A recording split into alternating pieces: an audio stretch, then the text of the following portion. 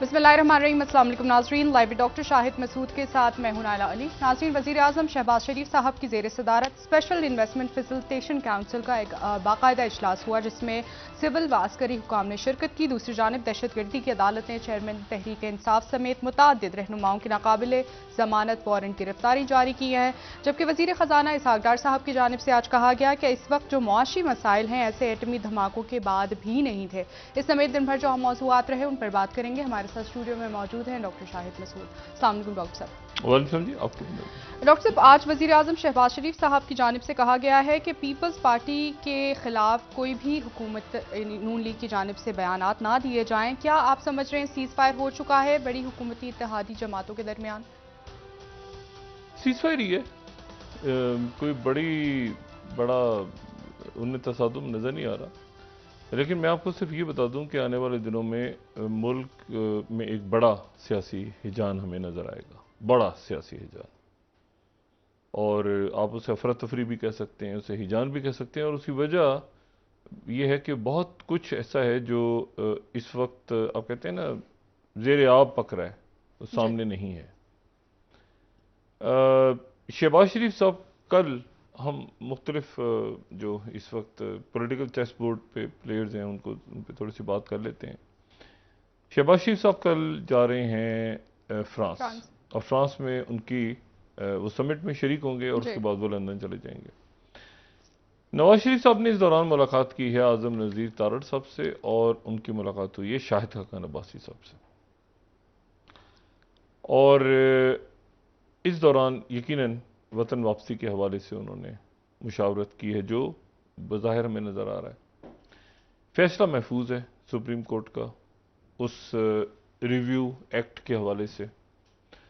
और इस दौरान जो पाकिस्तान पीपल्स पार्टी की तरफ से एतराज़ात उठाए गए थे कि उसमें कहा गया था कि हमें सैलाब का फंड नहीं दिया गया, वो 25 अरब की कमिटमेंट हो गई उनके साथ। और साथ ही शहबाज शरीफ साहब ने कहा कि कोई मामलात को मतलब कोई ऐसा बयान ना दिया जाए जिससे तलखी का तासुर जाए। नवाज शरीफ साहब जो हैं, ये ज़ाहिर है उनकी हुकूमत है, और एक अजब पाकिस्तान की सियासत में एक आप समझें कि एक यानी अजब सा वाक़या है इस वक्त कि नवाज शरीफ साहब जो हैं वो इलेक्शंस में हिस्सा नहीं ले सकते, वो नाअहल हैं। और वो एक तो वो बात है ना कि पनामा पर था और अकामा पे हटा दिया उनको, वो तो अलग इशू है जी। उस इशू का इससे कोई ताल्लुक नहीं है कि वो उनकी नाअहलियत ख़त्म हो। उनकी जो नाअहलियत है, अगर हम ये 2018 का एक्सप्रेस ट्रिब्यून हम देखें, जो हमारी 18 स्लाइड है, उनकी नाअहलियत जो है वो इस वजह से है, ठीक है। और वजह यह है कि नवाज शरीफ साहब जो हैं उनको अलीज़िज़िया रेफरेंस में सज़ा सुनाई गई थी, और वो सज़ा थी 7 साल की जी। और जाहिर है कि इससे उन्होंने निकलना है। नवाज शरीफ साहब जब जेल में थे और जब वो मुल्क से बाहर गए, तो वो उस तरह की जेल नहीं थी जिस तरह की जेल परवेज इलाही साहब, या जिस तरह की जेल में इस वक्त बाकी बहुत सारी शख्सियात। नवाज शरीफ साहब मुल्की सियासत में इस वक्त जितने भी प्लेयर्स हैं, जितने भी मुस्लिम लीग नून के रहनुमा हैं, सब जेलों में गए हैं। शाहिद खान अब्बासी गए हैं, ख्वाजा आसिफ गए हैं, राना सनाउल्लाह गए हैं, मिफ्ता इस्माइल गए हैं, एहसन इकबाल गए हैं। लेकिन सब इलेक्शन में हिस्सा ले सकते हैं। उनके ऊपर मुकदमा चलते रहे लेकिन उनको सजा नहीं हुई। जरदारी साहब को भी सजा नहीं हुई, यानी जरदारी साहब को भी सजा हुई तो वो बरियत हो गई, यानी जरदारी साहब भी इलेक्शन में हिस्सा ले सकते हैं। पाकिस्तान पीपल्स पार्टी का कोई एक रहनुमा नहीं है इस वक्त जो इलेक्शन में हिस्सा ना ले सकता, और मुस्लिम लीग नून का भी एक रहनुमा नहीं है सवाए नवाज शरीफ साहब के जो कि कन्विक्ट हो। ये अगर आ जाता है, मिसाल के तौर पे ये चलें, ये फेवर में एक्ट आ गया कि ताहयात नहलनी नहीं होनी चाहिए, 5 साल की होनी चाहिए। अगर सजा 5 मिनट की भी हो गई है तो नाअहलियत है उस पर। तो दो इश्यूज हैं, एक इशू ये है कि नाअहलियत की मुद्दत, और दूसरा ये कि नवाज शरीफ साहब जब वापस आएंगे और वो उनको जेल में जाते हैं तो वो जमानत वाला जेल नहीं है, वो तो जब उनको जमानत, उनके जब प्लेटलेट्स का इशू उठा और हेल्थ का इशू, उसके ऊपर बड़ी मुश्किलों से जमानत हुई। जी बिल्कुल। जो लोग जेल में जुडिशियल रिमांड पे या किसी और वजह से, वो फिर उनकी पेशी होती है, वो वापस जाते हैं, उनकी बेल हो जाती है, जैसे बाकी रहनुमाओं की। बाकी नवाज शरीफ साहब सजा काट रहे थे। बिल्कुल बिल्कुल। देखें, ये बात समझ, तो अगर नवाज शरीफ वापस आते हैं तो ये जो बात की जा रही है ना कि आए थोड़े दिन के लिए जेल चले जाएं उसके बाद बाहर आ, ऐसा नहीं है। वो जेल में जुडिशियल रिमांड पे नहीं थे, वो जेल में सजा का उनका इशू था जिसके बाद वो बाहर गए। तो यहां पर कानूनी पेचीदगी, और यानी अब आप ये देखें कि जो बानी, जो चेयरमैन तहरीक इंसाफ हैं, छापे, मुकदमे, केसेस, उनके रहनुमाओं के सारे, उनमें से कोई एक भी नाअहल नहीं है और किसी एक को भी सजा नहीं हुई। सजा किसी को भी हो तो वो नाअहल हो जाता है ना, चाहे वो 30 सेकंड की सजा हो यूसुफ रजा गिलानी साहब की तरह।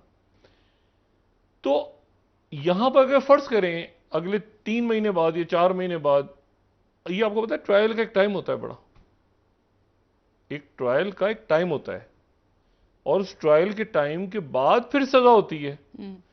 तो इशू ये है कि अगर इलेक्शन, नवाज शरीफ, मैं इसको पहले दिन से ही मेरा ये स्टांस रहा है कि नवाज शरीफ साहब को मैं नहीं जानता कि किस उनके कौन सी कानूनी मुशावरत दी है उनको किन लोगों ने, कि वो सारे के सारे पॉलिटिकल प्लेयर्स पाकिस्तान की सियासत के, वो इलेक्शन में हिस्सा ले सकते हैं, वो गिरफ्तारों जेल से भी ले सकते हैं इलेक्शन में हिस्सा।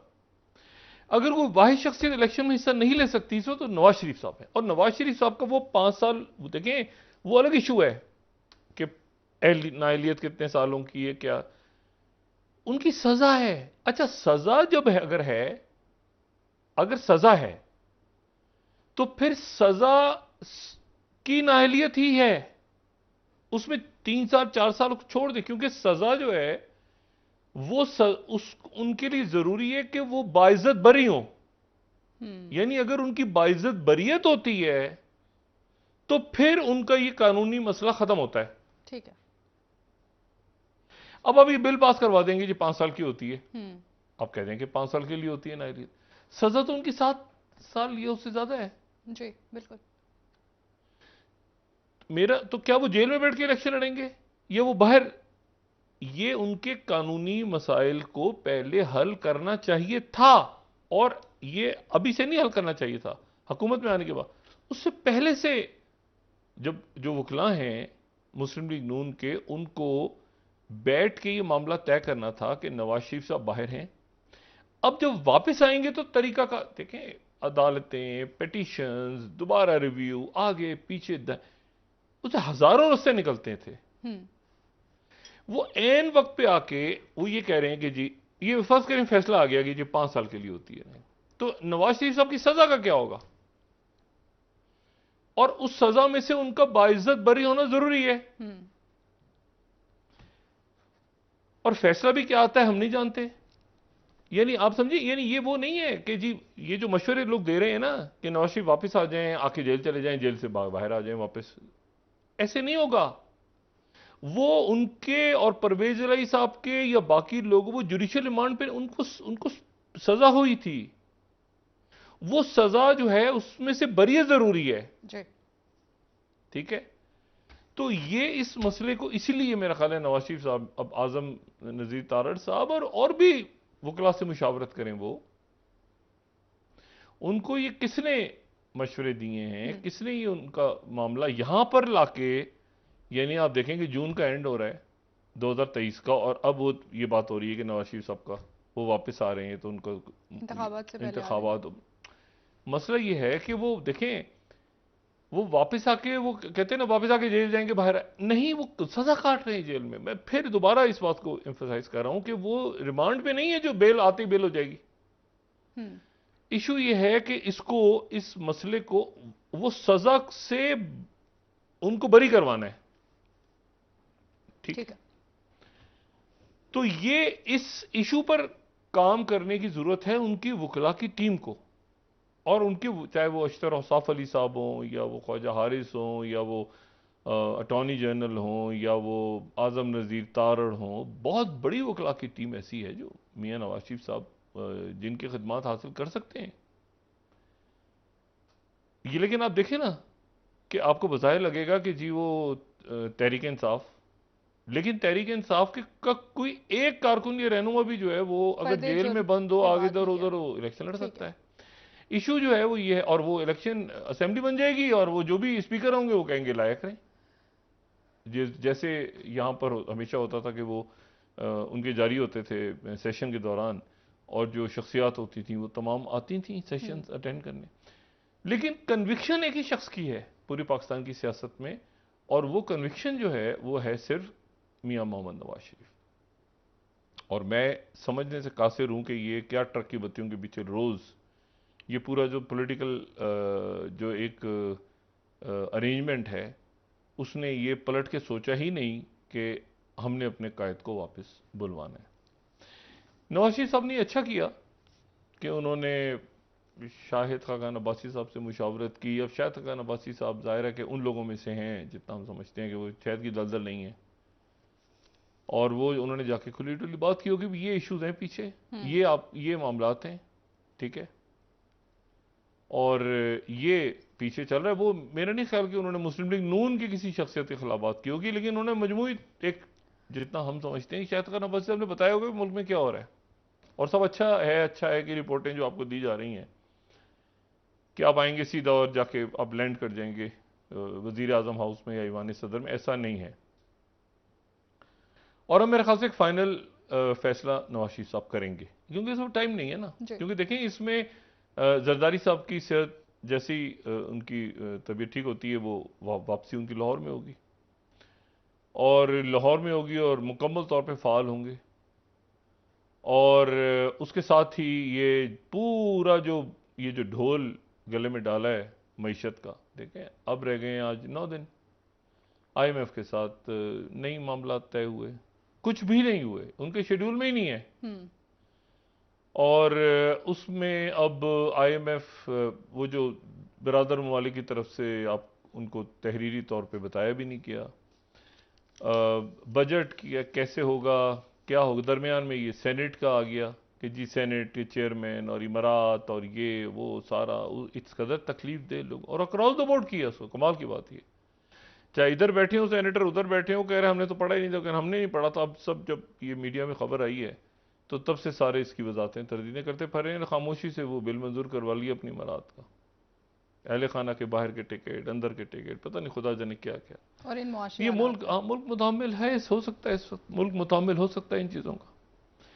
तो ये अब फैसला नवाज शरीफ साहब ने करना है कि वो इस जिस दलदल में ये अरेंजमेंट ने उनको फंसा दिया उनकी जमात को, क्योंकि है तो उनकी जमात, तो इससे वो कैसे निकलते हैं। और सबसे पहली प्रायोरिटी अगर होनी चाहिए उनकी जमात की, अब जाहिर है सियासत एक बड़ा बड़ा बेरहम खेल है, तो वो होनी चाहिए थी कि अपने वो कायद को वापस बुलवाते, लेकिन प्रायोरिटी जाहिर है नहीं रही, और तमाम साल सवा साल ही नहीं रही। मईशत पे रही तो मईशत भी अजीब जगह खड़ी आके, किस जगह रही अल्लाह जानता है बेहतर। NRO सॉरी वो अपने नैब के केसेस, तो वो भी अपनी जगह चैलेंज हुए हैं। तो क्या किया इस दौरान, ये सवाल तो पूछा जाएगा ना। और इस पूरे खेल में जब ये इलेक्शंस का वक्त आ रहा है तो इसमें पीपल्स पार्टी आगे निकलती नजर आ रही है, और इसमें जो है वो इस्तेकाम पाकिस्तान पार्टियां या ये पार्टियां किस तरफ जाती हैं। लेकिन मैंने फिर वही बात की कि अब वो वक्त है कि हुकूमत नवाज शरीफ साहब की है, तो फैसला उन्होंने ये करना है कि आगे कैसे, आगे ये कानूनी पेचीदगियों को कैसे ख़त्म करें। और इसमें से आगे, इसमें इलेक्शन में सारे जा रहे हैं, मतलब वो चेयरमैन PTI भी अगर अंदर होते हैं या गिरफ्तार होते हैं नहीं होते, वो भी इलेक्शन लड़ेंगे, यानी इलेक्शन उनके सारे लोग लड़ेंगे। परवेज अलाई से, यानी इलेक्शन सजा किसी को भी नहीं, मुकदमा ही फर्द जुर्म आयद हो रही है अभी, तो कब ट्रायल चलेगा कब? तो ये नवाज शरीफ साहब ने ये देखना है कि भाई ये सारे तो पता चला कि मेरा मामला कुछ और चल रहा है, मैं तो मेरी तो सजा में बरियत होनी है, उनकी तो सजा ही नहीं हुई अभी। तो ये एक अजीब सा एक सियासी, आप समझे ना कि एक कुछ खिचड़ा सा पका हुआ है जिसको सर पैर नहीं है। और भाई उनका जो है वो वजीर आजम है मुल्क का, और वो जा रहे हैं फ्रांस जा रहे हैं, और फ्रांस के बाद वो जाएंगे लंदन, और लंदन जाके उनको बताएंगे कि ये हुआ तो ये ऐसा नहीं है, तो ऐसे नहीं है, तो ये हो रहा है, तो वो हो रहा है।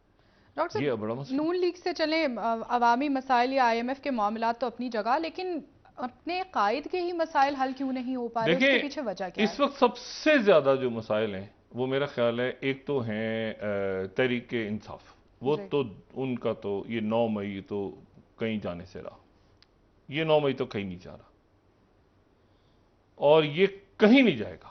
मैं इसमें से मजीद आने वाले दिनों में इसमें सख्तियां, गिरफ्तारियां, इसमें केसेस, और ये पंडोरा एक दफा बस 9 मई से शुरू होगा, ये चलता जाएगा आगे आगे, इसमें बहुत कुछ इसमें से होगा।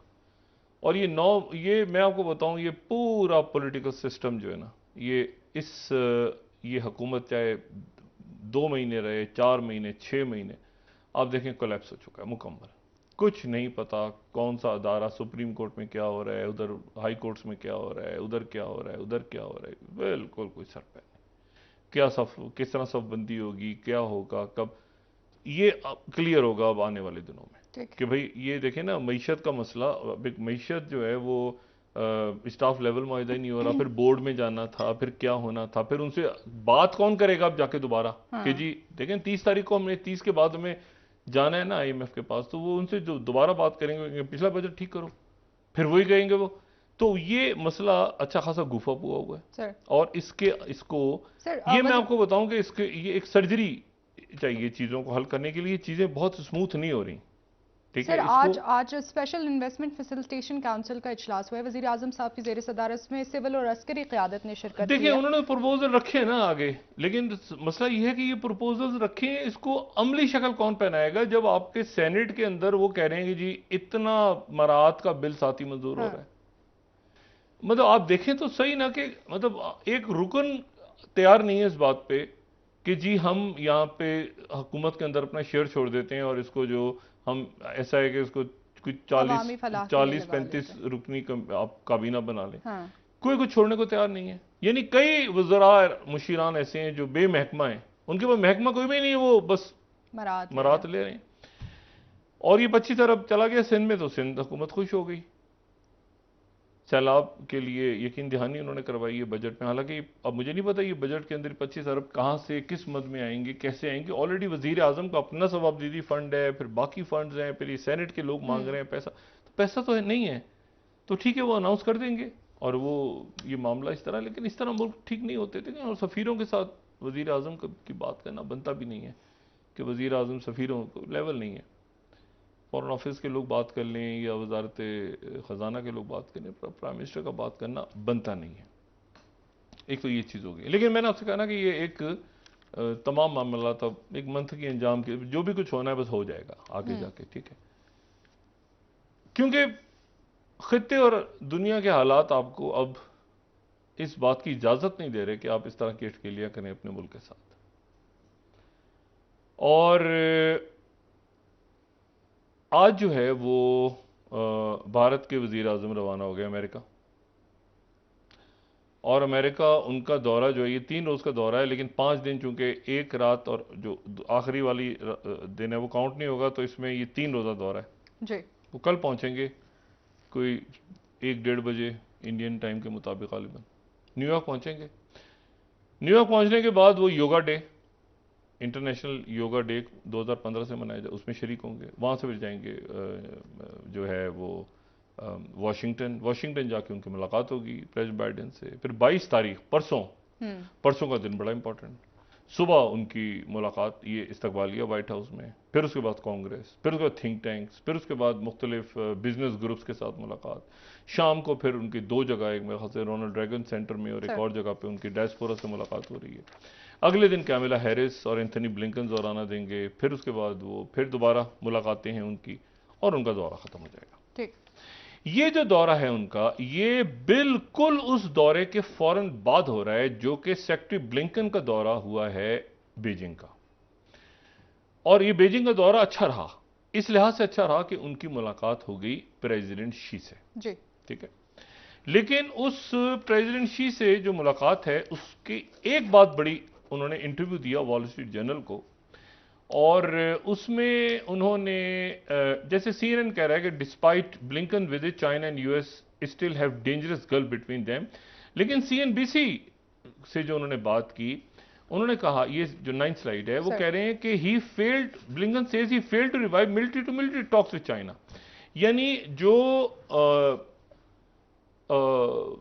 लॉयड ऑस्टिन है उनकी मुलाकात जो है वो नहीं हो रही वजीर दिफा के साथ। यानी ये जो मुलाकातें हैं ये सिर्फ हो रही हैं मुलाकातें, कौन सी मुलाकातें हो रही हैं, ये हो रही हैं मुलाकातें सिर्फ डिप्लोमेटिक लेवल पे। बल्कि उन्होंने ये भी कहा कि जी मैंने जो फॉर्ब्स ये जो 10 स्लाइड है, फॉर्ब्स कह रहे हैं कि ब्लिंकन ने शी जिनपिंग को कहा कि हम ताइवान की इंडिपेंडेंस को भी सपोर्ट नहीं करते।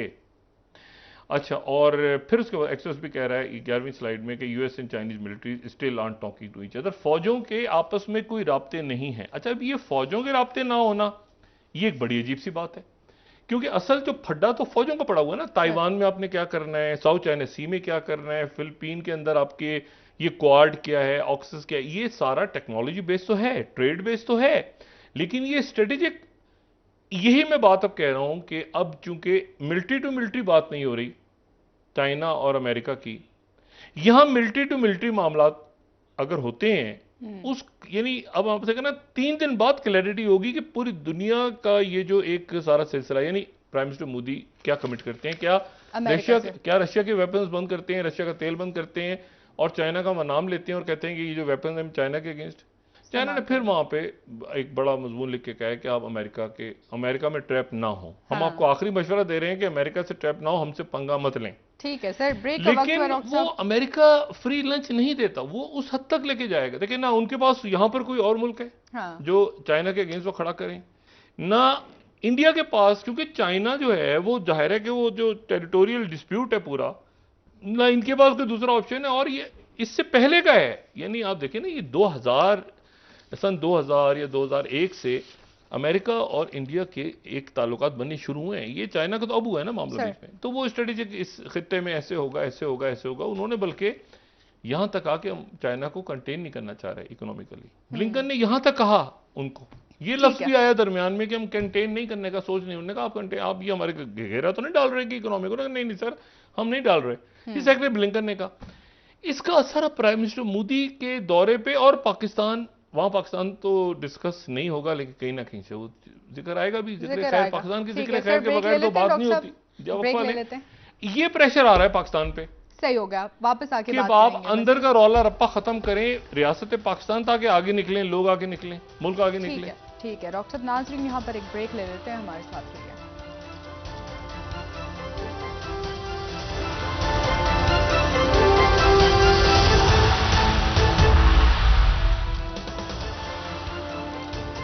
वेलकम बैक नाज़रीन। जी डॉक्टर साहब, पीपल्स पार्टी के मुतादिद रहनुमाओं की जानिब से कई बार ये कहा गया कि तमाम सियासी स्टेक होल्डर्स में मुज़ाकरात होने चाहिए, तो क्या इस वक्त रेलिवेंट स्टेटमेंट्स हैं? ये पावर गेम है ना, अब ताकत में आना है, पावर लेनी है, और ये इरेलीवेंट स्टेटमेंट्स हैं सारे। इस वक्त हमारे जो पॉलिटिकल प्लेयर्स बात कर रहे हैं जी, उसमें ये इस वक्त मैंने आपसे कहा ना कि दुनिया, खित्ता, पाकिस्तान का इंटरनल टर्मोइल, ये जो कश्ती डूबी है, ये आप इसमें कितने सबक हैं? ये जो पाकिस्तानी जो उसमें मौजूद थे या बाकी लोग मौजूद थे, कितने सबक थे? 35-35 लाख, 25-25 लाख लोगों ने बेच के और किसी तरह से वहाँ पर बच्चे वहाँ पे पहुँच जाएं, उनकी फैमिलीज पहुँच जाएं और वो वहाँ सेटल हो जाएं, और अब यहाँ पे छापे पड़ रहे हैं, उनके लोग पकड़े जा रहे हैं। लेकिन ये 1 या 2 दिन की कहानी है। कहानी बड़ी डीप रूटेड है, जो अलमिया है ना वो बड़ा डीप रूटेड है और वो अशखास के गिर्द घूम रहा है जी। यानी आप खित्ते को देखें तो उसमें बिल्कुल पाकिस्तान आपको ठीक नजर आएगा इस वक्त, लेकिन अंदर जो टर्मोइल है, जो कि मैन मेड, जो बदमाशियां ने क्रिएट किया हुआ है, जो हर जगह मौजूद है, उसकी वजह से आपका आपके इश्यूज खत्म नहीं हो रहे। मैं आपको सिर्फ ये देखें, एक बात ही बताऊं, क्या इस वक्त मुकम्मल तौर पे पाकिस्तान किसी एक ब्लॉक का हिस्सा नहीं बना? इससे बड़ी और क्या बात हो सकती है? इससे बड़ी और क्या बात हो सकती है कि अफगानिस्तान से अमेरिका और नेटो की ट्रूप्स गई, वहां के हालात ठीक नहीं हैं, ठीक है, माना हालात ठीक नहीं है, माना कि वहां का जो फॉल आउट हुआ वो पाकिस्तान में हुआ और टीटीपी और अभी तक हमारी शहादतें हो रही हैं, धमाके, लेकिन इससे कहीं ज्यादा की दुनिया तवक्को करके बैठी हुई थी कि जब ये होगा तो पाकिस्तान खुदा न खास्ता कंबोडिया बनेगा, ये लफ्ज इस्तेमाल हो रहे थे, वो तो नहीं हुआ। इशू ये है कि अच्छा, अब मैं ये क्यों कह रहा हूं कि यहां से इंडिया क्या कमिट करके आता है वहां, मुझे नहीं, वो टू फ्रंट करते रहते हैं, मुझे नहीं पता कि उनके कितने फ्रंट्स खुले हुए हैं और खुलेंगे, मैं नहीं जानता, क्योंकि मैं ये मणिपुर और म्यांमार और उस बॉर्डर को बहुत संजीदगी से ले रहा हूं। मुझे नहीं पता कि प्राइम मिनिस्टर मोदी क्यों नहीं ले रहे, और वो क्यों वहां पे मिजोरम में, और वो तो मर्जर की स्टोरी चल रही है, म्यांमार दरमियान में कूद गया है, लुक ईस्ट। अमेरिकन को क्या इंटरेस्ट है कि पाकिस्तान इंडिया की पॉलिसी, उनको क्या इंटरेस्ट है अफगान, वो खुद देख रहे हैं भाई, ये हम उनसे बात कर रहे हैं, उन्होंने ये ईस्ट को संभालना है, चाइना वो चाइना उधर से ये पूरा म्यांमार ये सा। बहरहाल अब आप देखें कि इस साल का या इस साल का ही ले लें आप, वैसे तो इतने मुल्क डंप किए हैं उन्होंने, अब ताजा तरीन मुल्क कौन सा डंप किया है? आप जरा तस्वुर करें कि अमेरिकन ने और नेटो ने ताजा तरीन मुल्क कौन सा डंप किया है। अच्छा, वो डंप किया Voice of America, third slide, ये देखें जरा। प्रेसिडेंट बाइडेन कह रहे हैं कि US won't make it easy for Ukraine to join NATO. अच्छा, यानी ट्रक की बत्ती दिखाई उनको 2008 में जॉर्जिया और नेटो को, जॉर्जिया और यूक्रेन से कहा कि तुम आ जाओ, जॉर्जिया पे भी चढ़ाई हो गई और चढ़ाई हो गई यूक्रेन पे भी, रशिया के फटा पड़ गया ना दोनों से, जंग, यूरोप बीच में कूद गया, दुनिया अब प्रेसिडेंट बाइडेन कह रहे हैं कि हम आपके लिए ये इजी नहीं बनाएंगे, यानी वो जो रूल्स हैं जिनको यूक्रेन कह रहा था थोड़ा सा आसान कर दें, आपने मैसेडोनिया को जल्दी ले लिया था, ये तो कोई, सॉरी, मैसेडोनिया को कोई मेरे ख्याल से 23 साल लगे थे, लेकिन आपने स्वीडन को और फिनलैंड को जल्दी कर लिया, तो हमें यूक्रेन में ले लें, हमें यूक्रेन को नेटो में ले लें। प्रेसिडेंट बाइडेन ने कहा कि हम तो नहीं ले रहे अभी आपको नेटो में। और ये आप देखें जरा, उसके बाद ही जो जुलाई में समिट हो रही है ये लिथुएनिया में, ये राइटर स्टोरी दे रहा है 1 जुलाई की, NATO summit will not formally invite Ukraine to join alliance. वो अब दावत भी नहीं दे रहे वहां पे, यानी यूक्रेन टोटल जबरदस्त हो गया है इस जंग में आके, वो ना नेटो का मेंबर बन रहा है। स्टॉलनसबर्ग की अभी मुलाकात हुई है प्रेसिडेंट बाइडेन से, उन्होंने कहा कोई जरूरत नहीं है भाई, अभी हम क्यों लेंगे यूक्रेन को, अभी यूक्रेन को अभी रखें उसी जगह पे, हम वेपन ये वो सारे। और उसके बाद जो है वो आप ये देखें कि ये फ्रांस 24 कह रहा है कि जेलेंस्की, जो 5वीं स्लाइड है, precious case for Ukraine membership, खुदा का वास्ता हमें ले लो। ये भी मोल्दोवा समिट में जो हुई थी लास्ट नेटो की, उसमें चंद महीने पहले वो कह रहे थे कि हमें खुदा का वास्ता जल्दी ले लो नेटो में, ईयू में, ना वो ईयू में ना वो नेटो में, और उनकी मेंबरशिप का किस्सा ही खत्म हो गया। और फॉरेन पॉलिसी ने आज क्या अपनी एक टाइटल स्टोरी लगाई है, NATO has no good news for Ukraine, यानी Ukraine next month meeting of western allies will leave the war torn country mostly empty handed. ठीक है, कौन यूक्रेन, ठीक है ना, कौन सा यूक्रेन, जिस यूक्रेन ने पूरा अपना बेड़ा गर्क कर दिया, अपना भी यूरोप का, उसको नेटो में भी नहीं आ रहा, यानी उसको वेपन्स देते रहेंगे बाकी मुल्क। अच्छा, ये बड़ी इंटेलिजेंट पॉलिसी यूरोप ने चली कि यूरोप इस पे दरमियान में चाइना के साथ, रशिया के साथ, उन्होंने एक से, ब्रिटेन भी मैं उम्मीद करता हूं, और मैं उम्मीद करता हूं कि अमेरिका में भी अभी सोच उभरेगी कि भाई इसको क्लोज करो किसी जगह पे जाके। अगर आपने नेटो में ही नहीं लेना उनको, आपने 2008 से उनको ट्रक की बत्ती पे लगाए हुए, जॉर्जिया को और यूक्रेन को। जॉर्जिया को प्यूटिन ने वहां पर जॉर्जिया के ऊपर जो है वो अटैक, उन्होंने जंग छेड़ी। अब यूक्रेन को 2014 से लेकर 2023 में आप कह रहे हैं कि ये तो यूक्रेन तो हिस्सा ही नहीं बनेगा, और हम तो, यानी आप ये सिर्फ, मैं वॉइस ऑफ अमेरिका की दोबारा स्लाइड देखें आप, और देखिए और सर धुने कि बाइडेन सेज, जो थर्ड स्लाइड है, US won't make it easy for Ukraine to join NATO. यानी क्यों भाई, आप यूक्रेन को जंग पड़ी हुई है, आप यूक्रेन आपसे हाथ पैर जोड़ रहा है, आप यूक्रेन को रिलैक्स करके आपने नेटो में लाना ही नहीं है। और उसके बाद क्यों? क्योंकि उसके बाद क्रेमलिन ये कह रहा है, राइटर्स, कि यूक्रेनियन नेटो जो 6 स्लाइड है, membership would cause problems for many years. अगर यहां पर आपने मेंबरशिप दी, अब पता नहीं इनकी ट्रैक 2 में डिप्लोमेसी चल तो रही है अमेरिका और रशिया की, लेकिन आप बीच में देखें ना कि जो मुल्क आए उनका क्या हाल हुआ, चाहे वो इराक हो, चाहे वो अफगानिस्तान हो, चाहे वो लीबिया हो, चाहे वो कोई मुल्क हो, वो बड़ी कुवतों के दरमियान में आके उसका क्या हाल हो। अब जनाब यहां से आप देखें, ये हमारे prime minister, India prime minister Modi, क्या ये किसी कैंप? नहीं, अमेरिका, ना ना ना ना ना ना, हम अमेरिका के इत्तेहादी, हम अमेरिका के इत्तेहादी रहे हैं, बड़े अच्छे रहे हैं, बड़े सब। हाँ, वो ऐसे फ्री लंच कोई नहीं होता। डू मोर ऐसी तैसी वो फिर देते हैं। आप उनसे कमिट करके आए चाइना, और लड़ना किससे? चाइना से। ओ भाई, हमारी उस वक्त अमेरिका किससे लड़ाई थी? अलकायदा, तालिबान, ये इशू चाइना से लड़ना है आपने, ठीक है, जो आधी दुनिया को लेके बैठा हुआ है इस वक्त, आधी से भी ज्यादा। अच्छा, मणिपुर, अब मुझे इसको बिल्कुल ये नहीं पता कि मणिपुर में वापस आके इसको वेट एंड वॉच कर रहे हैं, वापस आके इसको वहां पर लगाएंगे। ये 10 पार्टियों ने आज दोबारा मणिपुर को, उनके मीडिया से फॉलो करते हैं, Indian express, Manipur violence, 10 opposition parties ने प्राइम मिनिस्टर मोदी को लिखा और क्वेश्चन किया है कि स्टोइक साइलेंस क्यों है आपका। फिर इंडिया टाइम्स कह रहा है, Manipur protest PM silence by breaking radios want Manipur की बात। वो मन की बात चलाते हैं ना, तो इन्होंने मणिपुर की बात वहां पर हंगामे शुरू किए हैं और नई तहरीक शुरू कर दी है। उसमें औरतें, बच्चे, वो सारे जो हैं वो रेडियो अपने कानों पे हाथ रखे हुए हैं और मन की बात को नहीं सुन रहे। वो कह रहे हैं कि मणिपुर की बात को सुनो।